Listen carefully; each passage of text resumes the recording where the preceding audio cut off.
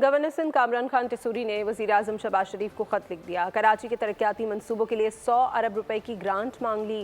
Governor की जानिब से मंसूबों की फहरिस्त भी वज़ीर-ए-आज़म को अरसाल कर दी गई।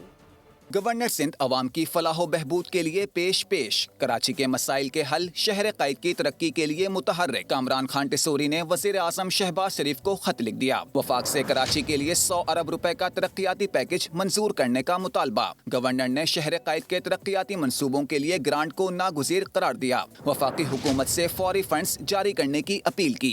गवर्नर कामरान खान टिसूरी का खत में कहना था कि कराची के मसाइल हल करना कौमी तरक्की के लिए जरूरी है। वफाकी हुकूमत शहर क़ायद की तरक्की के लिए किरदार अदा करे।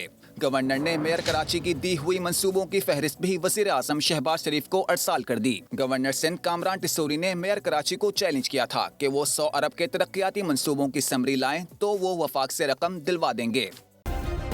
सब्सक्राइब करें और बेल दबाएं ताकि कोई खबर रह न जाए।